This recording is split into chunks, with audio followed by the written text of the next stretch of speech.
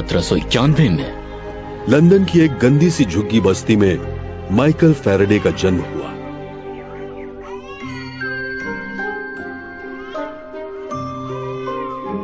वो पढ़ाई में बिल्कुल अच्छे नहीं थे।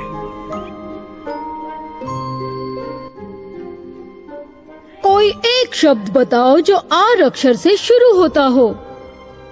बोलो। रैबिट।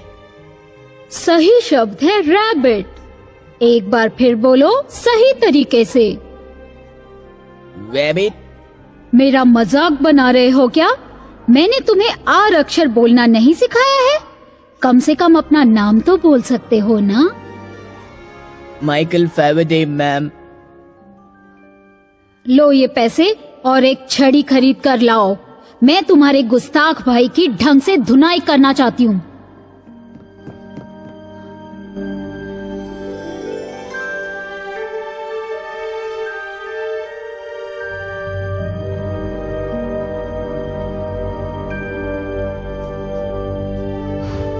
कहते हैं उस दिन के बाद माइकल फैराडे कभी दोबारा स्कूल नहीं गए। फैराडे अपने रूढ़िवादी क्रिश्चियन परिवार की परंपराओं को बहुत मानते थे। इससे उन्हें हमेशा एक ताकत, सुकून और विनम्रता का एहसास होता था। 13 साल की उम्र में वो किताबें जिल्द करने वाले कारखाने में काम करने लगे। दिन में वो किताबों पर जिल्द चढ़ाते और रात में उन्हें पढ़ते। यहीं से इलेक्ट्रिसिटी को लेकर उनके जुनून की शुरुआत हुई।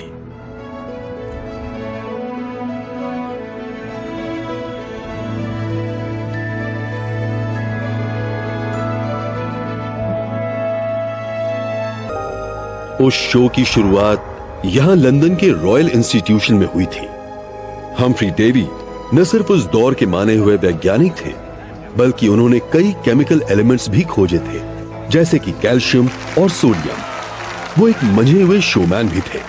इलेक्ट्रिसिटी का उनका शो लोगों को बेहद पसंद आता था। रोशनी थोड़ी कम कर दीजिए।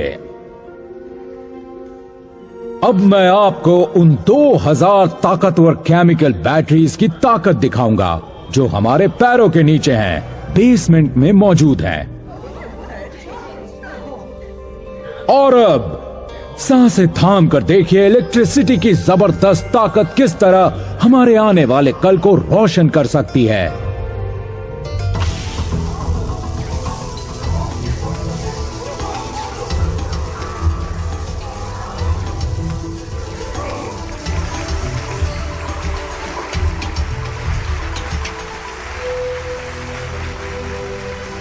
मगर फैराडे तालियां नहीं बजा रहे थे।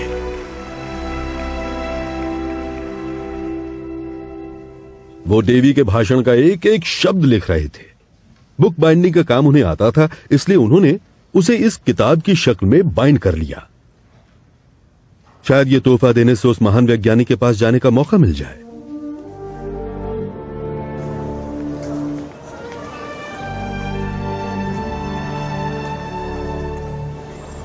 और शायद यही तोहफा एक नई दुनिया में उन्हें पहुंचाने की वजह भी बना।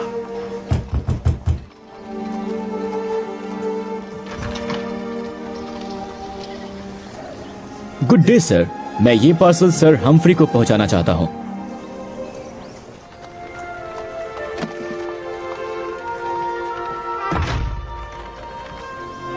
फैराडे ने बस यूं ही तुक्का मारा था और उन्हें उम्मीद थी इसका कोई नतीजा जरूर निकलेगा, और ऐसा ही हुआ। सर, आपका एक्सपेरिमेंट तैयार है।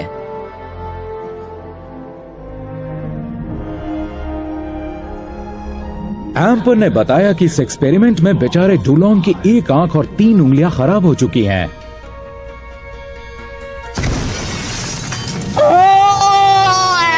मेरी आंखें! मेरी आंखें!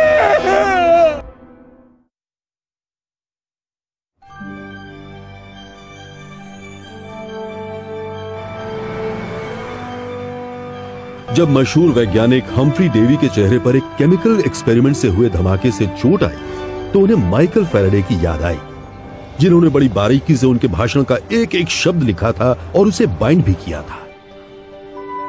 तुम्हारी यादाश्त काबिल तारीफ है नौजवान। मुझे भी फिलहाल एक सेक्रेटरी की सख्त जरूरत है। सर, विज्ञान की सेवा करना तो मेरा सपना रहा है। मेरे ख्याल से तुम बुक बाइंडिंग का ही काम करते रहो। विज्ञान तुम्हारे बस का नहीं है। और वैसे भी तुम्हारी जो माली हालत है उसमें तुम्हारे पास कोई काम धंधा तो जरूर होना चाहिए। धंधे तो लोग सिर्फ अपनी खातिर करते हैं, वैज्ञानिक तो पूरे समाज के बारे में सोचते हैं सर। मेरे ख्याल से तुम पहली बार किसी वैज्ञानिक से मिल रहे हो। जल्द ही फैराडे ने डेवी का सारा काम संभाल लिया। कुछ दिनों के लिए मिला काम पक्की नौकरी में बदल गया और रॉयल इंस्टीट्यूशन उनके लिए घर की तरह हो गया। दिन में वो लैब में डेवी की मदद करते थे। शाम होते ही वो सीढ़ियां चढ़कर ऊपर अपने छोटे से अपार्टमेंट में पहुंच जाते, जहां उनकी पत्नी सैरा उनका इंतजार कर रही होती थी।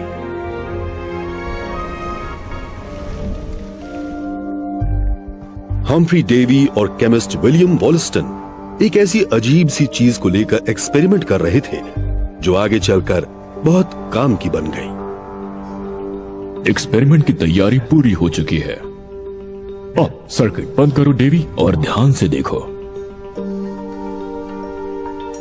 ये सुई आखिर इस तार से दूर क्यों भाग रही है? काश मुझे पता होता, मगर लगता है इलेक्ट्रिक करंट की वजह से ये तार एक चुंबक की तरह बर्ताव कर रहा है। इलेक्ट्रिसिटी और मैग्नेटिज्म में जरूर कोई रिश्ता है। अगर ये लगातार घूमे तो कितना अच्छा हो। जरा सोचो, अगर हमने इन ताकतों को काम में लिया तो क्या से क्या हो सकता है। जब तुम्हारी सफाई खत्म हो जाए फैराडे, तो तुम भी इस पर हाथ आजमाने की कोशिश करना। डेवी भले ही अपने नौजवान असिस्टेंट का मजाक उड़ा रहे थे, मगर फैराडे ने तो कुछ और ही ठान रखा था। तब तक इलेक्ट्रिसिटी अमीरों का दिल बहलाने वाले खिलौने से ज्यादा नहीं थी। इससे कुछ सेकंड के लिए चमकदार रोशनी निकलती या थोड़ी देर के लिए कंपास की सुई घूमती थी। इसका और कोई इस्तेमाल नहीं था। सैरा डियर, अपने छोटे भाई को नीचे भेजो। मैंने कुछ नया बनाया है और मैं उसे दिखाना चाहता हूँ। सबसे पहले इसे तुम चलाओ जॉर्जी।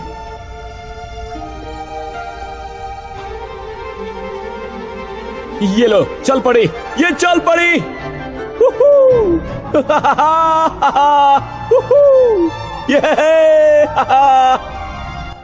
ये दुनिया की पहली मोटर थी जिसने इलेक्ट्रिक करंट को लगातार चलने वाले मैकेनिकल मोशन में बदल दिया था। बहुत मामूली दिखती है ना? मगर उस गोल घूमती सुई ने एक क्रांति ला दी। हमारी सभ्यता पर असर डालने वाला कोई भी आविष्कार या खोज इसके आगे औनी साबित हो गई। जरा सोच कर देखिए, आज जो भी बिजनेस, कारखाने, टेक्नोलॉजी और हमारे रहन सहन के तौर तरीके हैं, उन सब की शुरुआत माइकल फैराडे की लैब के उस छोटे से एक्सपेरिमेंट से हुई।